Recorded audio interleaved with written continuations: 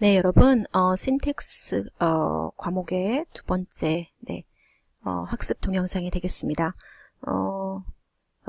이거는 일단은 PPT로 구성이 되어 있고요.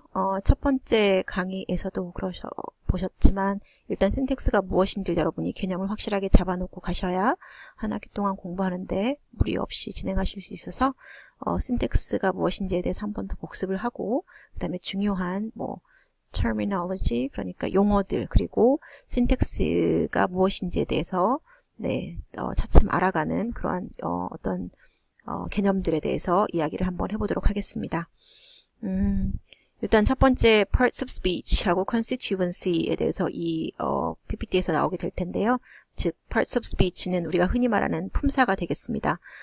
syntax는 지난 시간에 말씀드렸다시피 일종의 structure of sentences, 그래서 즉 문장의 구조 또는 다시 말해서 구와 절의 구조에 대해서 공부를 하는 학문이기 때문에 그것의 가장 기본이 되는 것이 품사죠, 그렇죠? 그래서 품사를 여러분이 제대로 아셔야 되고, 예전부터 영어 공부를 하면서 품사에 대해서는 많이 공부를 하셨지만 또 용어가 좀 다르게 쓰이는 것들도 있고 하니까 주의 깊게 보시고 들으셨으면 좋겠습니다.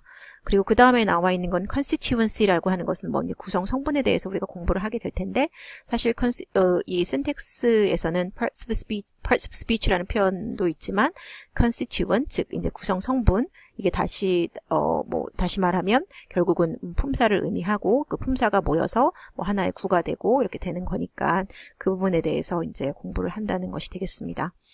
그리고 앞쪽에서 이제 앞에 슬라이드에서도 여러분이 보셨다시피 우리가 이제 가장 주요한 몇 가지 그 언어학의 분야들에 대해서 이야기를 했었는데, 신텍스는 그 중에 하나의 분야가 되겠고요. 이제 소리에 대해서 연구를 하는 포네틱스나 포놀로지도 있고, 그리고 어휘 단계의 어떤 구조, 어휘의 구조 또는 어휘보다 조금 더 작은 형태소 이런 것들에 대해서 공부하는 모폴로지, 형태론이 되겠고요. 그리고 지금 나와 있는 신텍스는 우리가 앞으로 계속해서 이번 학기 동안 다루게 될 언어학의 분야가 되겠습니다. 그리고 semantics는 의미론에 관련된 거고요. 이번 학기 아마 이제 의미론 듣는 사람들 아니면 그 전에 영어학 개론 내지는 언어학 개론을 통해서 의미론에 대해서 들어봤던 사람들도 분명 있을 거라 생각합니다. Social linguistics and linguistic anthropology는 그보다 더 나아가서 이제 사회성, 그러니까 사회와 언어학 또는 이제 인류학 이런 것들이 결합이 되어서 언어에 대해서 연구하는 그런 학문 분야가 되겠습니다. 이왕 신텍스라고 하는 언어학의 한 분야에 대해서 공부를 하는데 다른 것들은 무엇이 있는지 한 번 더 생각해 보는 것도 하나의 흥미로운 일이 될 것 같아서 소개를 해드렸고요. 그 다음 슬라이드에 보시면은 syntax는 structure of phrases and sentences, 그래서 결국 구와 문장의 어떤 구조에 대해서 공부하는 그런 학문이 되겠고요. 그다음에 components of grammar는 이제 계속해서 syntax는 다름이 아니라 구와 문장, 구와 절의 구조에 대해서 이야기하는 거고, 그게 결국은 협의의, 그러니까 좁은 의미에서의 문법이라고 얘기를 하고 있으니까 이 문법의 구성 성분은 무엇이 있는지 한번 보도록 하겠습니다. 예를 들면 morphology 같은 게 형태론, 즉 어휘에 관련된 이 언어학의 분야는 어휘들의 어떤 문법이라고 볼 수가 있는 거고요. 그렇다면 syntax는 grammar of phrases and sentences, 그래서 구나 문장 또는 절의 그 문법이라고 볼 수 있는 거죠. 그러면 이 둘은 어떻게 다른지 앞서 또는 지난 학기 때나 그 전 학기에 여러분이 모폴로지에 대해서 이미 공부를 했던 사람들도 있을 수 있으니까 비교를 해보는 것도 나름 이해하는 데 도움이 될 것이라 생각을 합니다. 예를 들어서 이런 문장이 있다고 칩시다. I learned a new word today. 이런 말을 할 수가 있겠죠. 나는 오늘 새로운 어휘, 새로운 단어를 배웠어 라는 말을 할 수가 있죠. 그런데 그에 반해서 I learned a new sentence today. 오늘 나는 새로운 문장을 배웠어. 이런 말은 사실은 어색하게 들립니다. 왜냐하면 우리는 문장을 배운다기보다는 어휘들을 많이 외우고 수거나 이런 표현들을 많이 외우긴 하는데 문장을 막 아예 외우고 이런 경우는 흔치 않거든요. 그래서 새로운 문장을 내가 오늘 배웠어. 이런 말은 왠지 어색하고 이상하다는 것입니다.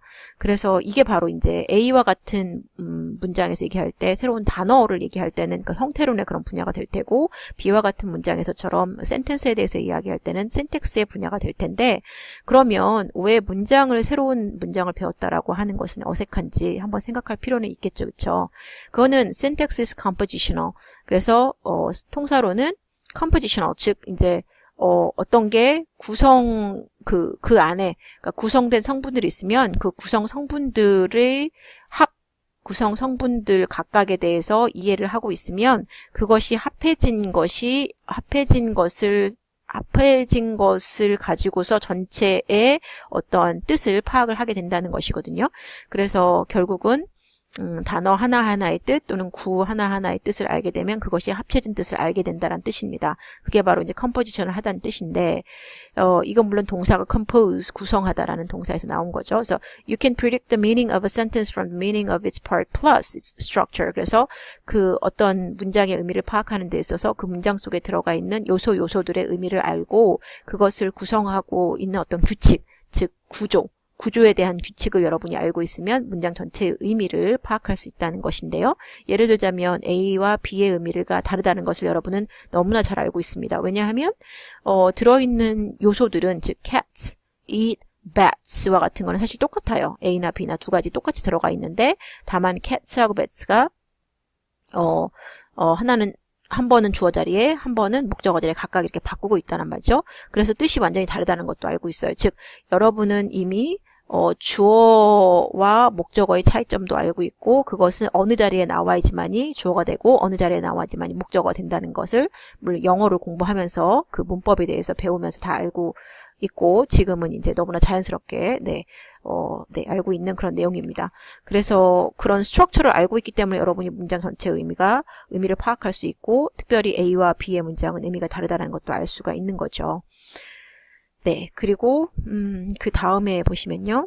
다음에는 morphology is not always compositional. 그런데 그에 반해서 morphology 형태로는 항상 compositional 하진 않아요. 즉 그게 무슨 말이냐면 어떤 단어의 구성 성분을 잘 들여다봐서 그 구성 성분이 뭐가 합쳐졌다.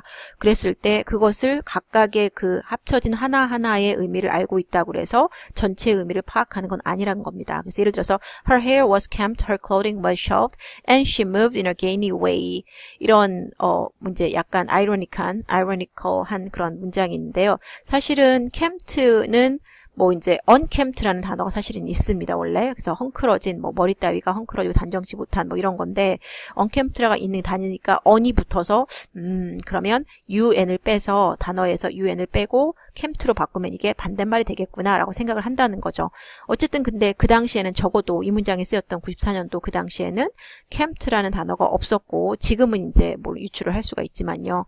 없었고, 그래서 on과 camped가 합쳐져서 반드시 camped하지 않은 이런 뜻이 나온 건 아니라는 거죠. 워낙에 그냥 unkempt라는 단어가 있었고, 그래서 그렇기 때문에 거기에서 on을 빼버리고 camped하다고 해서 그게 단정한 이런 의미가 아니었습니다. 하지만 지금은 이제 워낙에 언어는 살아서 움직이고 계속해서 바뀌고 있기 때문에 지금은 camped라는 단어가 사실 쓰이고는 있는데요. 그 전에는 그런 게 없었거든요. 그래서 on하고 camped라는 단어를 알고 있다고 해서 여러분이 전체적인 의미를 파악할 수 있느냐? 그건 또 아니라는 그런 의미로 설명을 하고자 제시된 예시가 되겠습니다. 그래서 morphology와 syntax의 차이점은 가장 크게 그런 컴포지션을 하냐 아니냐의 차이점에서 드러나게 되겠고요.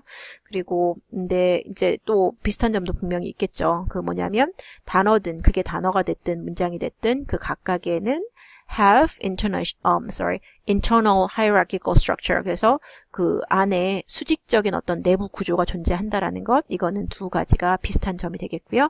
그다음에 두 번째로는 both have a grammar that defines this internal structure. 그러면 이렇게 내적인 구조를 규정하는 또는 정의하는 그러한 어떤 특정 문법이 존재한다는 것입니다. 그것이 바로 그게 형태론이든 신텍스든 두 가지의 그 비슷한 점이 되겠고요. 그래서 여러분의 그 단어에 대한 어휘에 관련된 문법, 즉 morphology는 여러분한테 what is grammatical and what is ambiguous. 그래서 어떤 게 맞고 어떤 게 틀리다라는 거를 알려주고 있어요. 예를 들어서 re-sky 또는 re 이런 단어는 존재하지 않는다라는 것을 여러분은 이미 morphology를 통해서 또는 어떠한 방식으로든 영어를 배우면서 이거를 알고 있고요. 그다음에 what is ambiguous 하면 unlockable has two possible structures. 예를 들면 이게 unlock에다가 어블이 붙은 건지 아니면 lockable에다가 on이 붙은 건지 여러분은 그 두 가지 어떤 게 먼저 on이 먼저 붙냐 어블이 먼저 붙냐에 따라서 의미가 달라질 수 있다라는 그런 중의성에 대해서도 알고 있습니다. 그 한편으로는 문장도 마찬가지라는 거죠. 문장에 대한, 여러분이 문장에 대해서 가지고 있는 지식도, 첫 번째, 무엇이 맞는 문장이고, 또 무엇이 틀린 문장인지를 알려주고 있어요. 그래서, why you not study harder? 이거는 여러분, 이 문장 보면서 앞서서, 이거 틀린 문장인데? 라고 이렇게 느꼈던 것도 바로 여러분이 알고 있는 지식이 여러분한테 말을 해준 거고요. Sentence not English, this of grammatical is 이것도 마찬가지죠. 그래서 뭐 틀린, 뭐 잘못된, 뭐 문장의 순서, 그러니까 문장 안에 들어있는 단어들이 순서가 지금 잘못됐다라는 뭐 그런 것도 여러분이 파악을 하실 수가 있어서 이 문장은 잘못된 문장이야, 문법적으로 맞지 않아 라는 것을 아실 수 있었죠.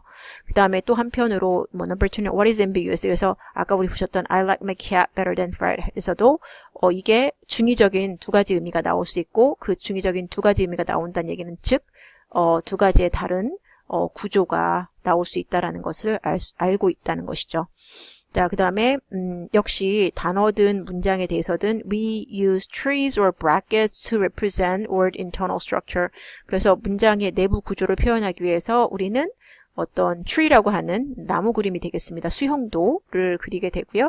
그래서 이제 스페이스만 허락한다면 주로 우리는 이제 수형도를 사용을 하게 될 거고, 만약에 스페이스가 좁아서 이걸 잘 표현을 못하겠지만 그래도 구조를 나타내겠다. 그러면 bracket 컨벤션을 사용하기도 합니다. 그래서 그럴 때는 이제 스페이스를 많이 세이브 할 수 있겠죠. 그렇죠? 네, 그래서 문장의 내부 구조를 보여주기 위해서 또는 단어의 내부 구조를 보여주기 위해서 우리는 tree를 사용한다라는 것. 그래서 이런 경우에 ambiguous phrases 예를 들어 한번 들어볼까요? Big dogs and cats, pretty mean people. 이때 이제 두 가지 의미가 나올 수 있는데요. 그래서 big이 dogs and cats를 꾸며주는 건지 아니면 dogs만 꾸며주는 건지. 그래서 그거에 따라서 의미가 강아지, 그러니까 개와 고양이가 다 큰 건지 아니면 개만 큰 건지.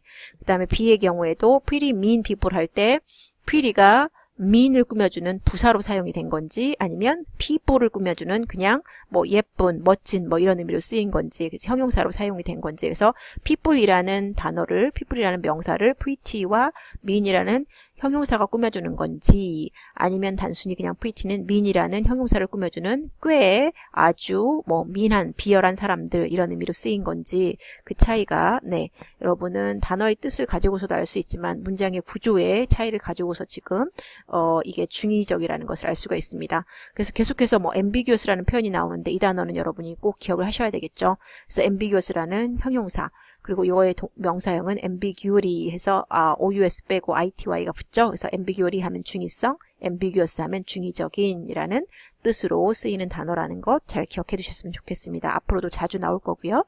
자, 그 다음에 phrase structure 보시면 lexical categories에서 어휘의 어떤 어휘 범주라고 보통 우리말로는 할 수 있겠네요. 그래서 이게 다른 것이 아니라 우리 앞에서 보았던 parts of speech. 그래서 품사가 되겠군요. 그래서 한번 여러분하고 한번 같이 해보겠습니다. 이건 아주 그냥 간단한 mental gymnastics라고 생각을 하시면 되겠네요. 그래서 I own a very dangerous dog 할 때 핑크색으로 쓰여져 있는 부분 dog은 무엇일지 품사가, 그리고 the banana 할 때 바나나는 품사가 무엇이고 tall은 품사가 무엇이고 또 이 뒤에 나와 있는 into라는 이 particle은 뭐에 해당이 되는지, 무슨 품사인지, the room 할 때 room은 품사가 뭔지 쭉 보시면서 이미 여러분은 마음속으로 답변을 하셨으리라 생각을 합니다. 그러면 답을 보면 dog은 명사고요. banana도 명사고 tall은 adjective 형용사가 되겠고요. into는 preposition 전치사가 되겠군요. 그리고 room은 noun 명사가 되겠습니다. 이미 아마 여러분 다 마음속으로 생각했던 것이 맞았으리라 생각을 합니다. 계속해서 연습 문제를 이어가도록 하겠습니다. Can you explain the point of this exercise 할 때 this. The lions eagerly chased the pigeons 할 때 eagerly. H에 a happy lion never chases a pigeon 에서의 chases. I에서 the cats dug our footsteps 할 때 dog. J에서 this is the end of the exercise 할 때 the. 와 같은 이런 핑크색으로 지금 표시되어 있는 부분의 품사가 무엇인지 여러분이 각자 마음속으로 한번 또는 큰 소리로 답을 하셔도 되겠습니다. 그걸 한번 맞춰보도록 할게요. 그러면 this는 보통 우리는 이제 뭐 지시 형용사 이런 식으로 배웠을 것 같기도 한데 이거는 adjective, 즉 형용사라고 부를 수도 있고요. 혹은 determiner, 앞으로 이 용어가 자주 나올 테니까 여러분 기억하시면 좋겠습니다. 이거는 determiner 또는 한정사라는 표현을 쓰기도 하는데요. determiner 기억하시면 좋겠습니다. 그리고 eagerly, ly가 붙어서 이제 부사가 된 그런 케이스가 되겠네요. 부사가 되겠고요. chase는 동사, verb. 그리고 I에 있는 the cat's dog, our footsteps 도구는 뭐 이제 어디를 쫓아가다 이런 뜻으로 동사로 쓰인 겁니다. 여러분이 그냥 앞뒤 문맥을 생각 안 하고 dog만 보면 아마 dog, 명사, 강아지, 개 이런 의미로 생각을 할 텐데 사실은 뭐 이 문맥을 딱 보시면 아 이게 동사 자리고 라는 것을 알 수가 있겠죠. 그렇죠? 그래서 동사가 되겠고요. This is the end of the exercise. 더는 물론 우리가 흔히 말하는 정관사 뭐 이런 건데 사실은 이제부터는 그런 관사라는 표현을 잘 안 쓰고요. determiner와 같은 이런 용어를 쓰게 됩니다. 그래서 이거를 기억을 하셨으면 좋겠습니다. 네, constituents는 처음에 이제 잠깐 소개를 시켰었는데 구성 성분이라는 건데 이 성분에 다른 게 아니라 지금까지 여러분이 이제 품사에 대해서 공부를 했었죠. 그래서 이제 품사를 다른 말로는 constituent라는 표현을 쓴다라는 것 기억을 하셨으면 좋겠고요. 물론 여러분은 영어 단어를 배우면서 constitute라는 동사도 뭐뭐 어떤 것으로 뭐 이제 구성되다라든가 여겨지다, 뭐뭐이 되다, 뭐 이런 뜻으로 쓰여 있는 구성하다, 이루어지다 뭐 이런 동사로 쓰이고 있는 constitute이라는 동사를 알고 있을 겁니다. 그래서 이 동사에서 나온 명사형이 되겠고요. 그래서 구성 성분, 구성 요소라는 뜻이 되겠고요. 그래서 이런 것에 그러니까 앞서 나왔던 이 문장이 뭐가 잘못되어 있는지 여러분은 이미 파악을 하셨었죠. 그래서 A와 같은 문장은 지금 뭐 이제 문장의 순서, 그러니까 단어의 순서가 막 얼그러져 있는 그런 상황이 되겠고요. 그 다음에 그래서 어순이 잘못되어 있다라고 했던 거고요. 그 다음에 이런 거 보시면 일단은 어떠한 단어들이 주어진 단어들이 문장을 영어의 문장 예를 들어서 영어의 문장을 완벽하게 만들기 위해서는 그 순서가 주어진 단어들의 순서가 제대로 배치가 되어야 된다는 것 깨달을 수가 있을 겁니다. 그리고 여러분이 영어를 안다고 말을 할 때는요. 그 영어에 있는 규칙들을 안다는 뜻이겠죠. 그래서 여기 몇 가지 규칙이 지금 제시가 되어 있는데 Rules for combining morphemes to make words. 그래서 단어들을 구성하고 있는 게 형태소라고 하는 건데 그 형태소들이 모여서 단어를 만드는 법을 여러분이 알고 계실 거고요. Rules for combining words to make phrases. 그리고 이러한 단어들이 또 모여서 구를 이루게 되는데 그 phrase, 구를 만드는 방법도 여러분이 그 규칙으로 알고 있고요.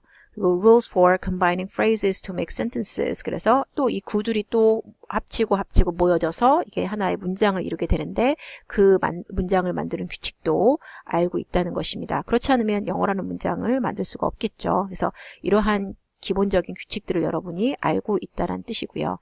So these rules specify linear order and constituent structure, hierarchical structure 해서 이러한 규칙들, 지금 말씀드린 이러한 규칙들이 여러분한테 무엇을 알려주냐면 그 단어들 또는 구의 그런 순서들, 그래서 어떻게 써야 되는지, 어떻게 말을 해야 되는지 그 나열되는 순서들에 대해서도 알려줄 거고, 그리고 전반적인 이제 수직적인 구조, linear order 하면은 수평적인 구조가 될 텐데요.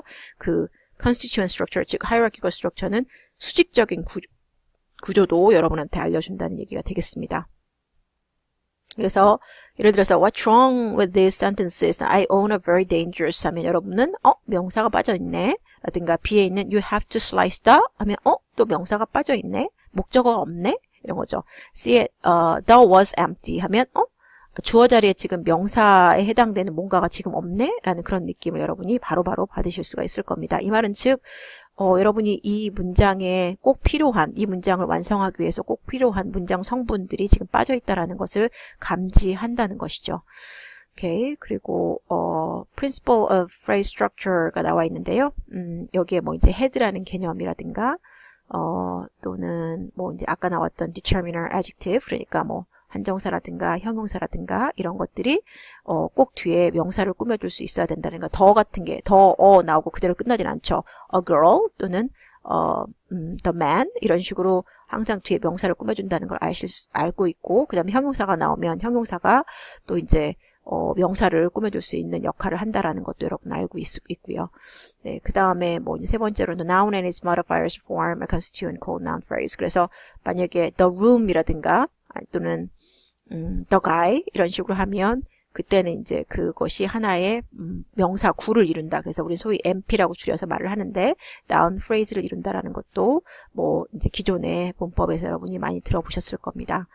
그래서 이런 것들을 이제 phrase structure라고 얘기하는데 구조라고 얘기하는데 이러한 캐러고리에는 뭐가 있는지 뭐 아까 나왔던 noun phrase 뭐 명사구가 되겠죠. 명사구라든가 뭐 이런 예시가 지금 하나 나와 있었고요.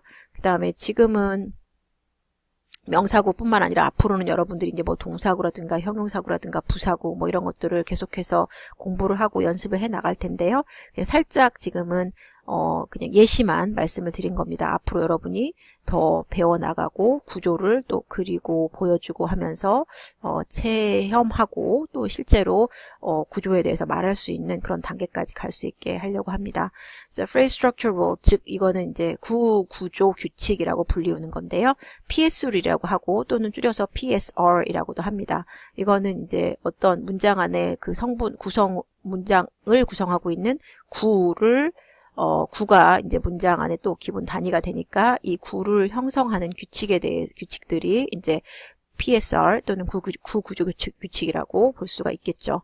그래서 이런 것들이 뭐가 있냐면 해서 이제 계속해서 뭐 noun phrase에 대해서 얘기가 나오는데 이거는 이제 여기까지만 일단은 제가 하고 여기서 멈추고 이게 첫 주이고 두 번째 동영상밖에 안 되기 때문에 여러분한테 가장 기본적인 어떤 개념 내지는 용어들만 소개를 해드리는 걸로 하고 그 다음에 더 구체적으로 특별히 phrase structure는 굉장히 중요한 개념이기도 하고 여러분이 신텍스를 하는 데 있어서 이걸 제대로 알아야지만이 앞으로 뭐 트리를 그리고 또 그 신텍스를 계속해서 배워나가는 데 문제가 없기 때문에 더 자세하게 다음 시간에 같이 한번 보면서 연습을 하도록 하겠습니다. 그래서 첫 주 두 번째 동영상은 여기까지 마치도록 하겠습니다. 질문은 여러분이 클래스팅에 올리셔도 되고 수업 시간에 저를 만났을 때 오프라인으로 질문을 직접 하셔도 되겠습니다.